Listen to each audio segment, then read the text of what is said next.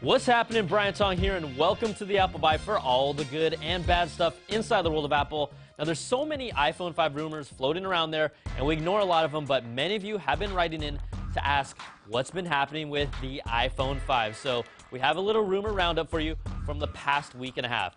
So first off, get your save the date on your calendar ready until the actual date is announced. But according to the iPhone blog and 9to5Mac, Apple is targeting pre-orders for the next iPhone on the last days of September, either the 29th or the 30th, and shooting for a launch date in early October, and even as early as October the 7th or the 14th. So more and more guesses, you can bet, are pointing to October now. Now, everyone has questioned if the iPhone will come with 4G or not. No one has confirmed it yet, but the Boy Genius report has obtained information and documentation that shows Apple carrier partners are at the very least testing iPhone models with LTE capabilities. Again, this doesn't mean the next iPhone will have LTE, but Apple is actively testing them with their networks. Then 4G rumors got even hotter after Engadget tipsters reported a major Apple store was getting LTE 4G equipment installed by AT&T, but battery life issues and the 4G chip size in the thinner iPhone form factor aren't really ready for prime time just yet. And what about the looks of the phone? We've seen plenty of concepts. Some say it will resemble the current iPhone 4, and others say it will be drastically different. Well, Mac Rumors took things another step further by commissioning a company to create high-quality renderings based on the allegedly leaked iPhone 5 case designs that have been pretty accurate in the past.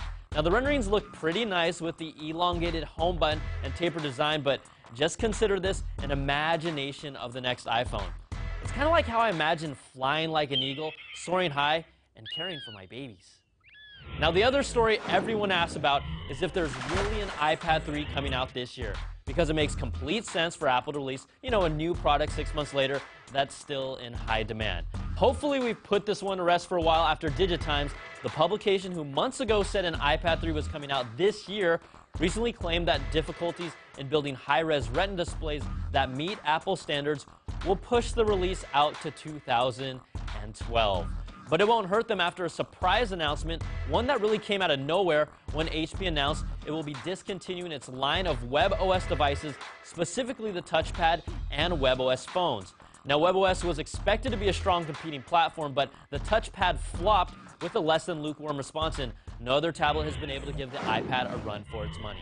All right, let's switch gears for a moment. If your iTunes media is taking over your hard drive space, we have a how-to to move your iTunes library onto an external drive. To get started, open iTunes and make sure the drive you want to move your library to is connected to your computer and ready to go. Next, go into your iTunes preferences. On a PC, you'll find this under the Edit menu, and for a Mac, it's under the iTunes menu. Click under the Advanced tab, and where it says iTunes Music Folder Location, change the location to a folder on your external hard drive. Next, make sure the Copy Files to Music folder option is checked. This ensures that any new content you download or rip into iTunes gets transferred to the new location. After that, hit the OK button. Now, you're not done yet. There's one more big step to take before iTunes really starts moving your library to the new location. When you're ready to make the transfer, click the iTunes File menu, then go to Library and select Organize Library. You'll see a window with options here for consolidating and organizing your library. Check them both if you can, but the critical one here is the first option for consolidating files. This is going to take all the files referenced by iTunes on your computer, your movies, your music, your audiobooks, podcasts, TV shows, and it's going to copy it over to the new location on your external drive. It will take some time, and remember, it's not deleting the old files, it's just copying them to the new location. If you're feeling confident, later on you can move your old iTunes media files on your local drive to the trash can after the transfer is complete. Then check again to make sure everything is still working, and then permanently delete the old files. Watch out for deleting your local iTunes ITL or XML files though, as these might still be used for your playlists and ratings. For CNET.com, I'm Donald Bell, helping you to give your iTunes library some extra breathing room. All right, thank you, Mr. Donald. Now, Apple recently released the floor plans of their proposed mega headquarters in my hometown of Cupertino, California, that Steve Jobs and friends hope to have finished by the year 2015. It looks so magical. Now, the Mac Observer took the plans, crunched the numbers, and found that the UFO will be just slightly larger than the Pentagon. It's longer than the Navy's nuclear-powered USS Enterprise and the Empire State Building. And did you know that Apple even has more cash than the United States government? So it's official. Welcome to the United States of Apple. Now, in other large glass objects, Apple revealed its plans as it remodels the Fifth Avenue Glass Cube in New York, changing its exterior to 15 panes of glass instead of its 90 that just had way too many visual seams and really looked so horrible. All right, guys, on to the quick bites. We told you how a German court ruled in Apple's favor to ban the sale of Samsung's Galaxy 10.1 tab in Europe because Apple argued it resembled the iPad too closely. Well, the court has now lifted that ban except in Germany, and a discovery in the filings show how Apple submitted pictures of the Galaxy that weren't the actual Galaxy tab, but an edited and resized version of the tab that looks exactly like the iPad.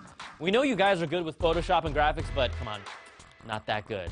Also, Apple's joining the social party and adding links to products on their online store, so now you can share what you like on Facebook and Twitter and show friends gift suggestions that they will never buy for you. And if you haven't updated already, Mac OS X Lion 10.7.1 is out with bug fixes for Wi-Fi reliability, data transfers, and HDMI out. And with Lion out, what's the next version of Mac OS X going to be called? The Cougar joke is totally played out, but what about this idea from Cookie Zoo? Mac OS X Maru, the internet famous cat. Yeah, you know, I'm not a fan of cats and I'm allergic to them, but this one, I could really rally around. All right, that's going to do it for this week's show. Send me your emails to theapplebyte@cnet.com. Ask away since we're putting together another email episode for you. I'm Brian Tong. Thanks for watching, and we'll see you guys next week for another Bite of the Apple.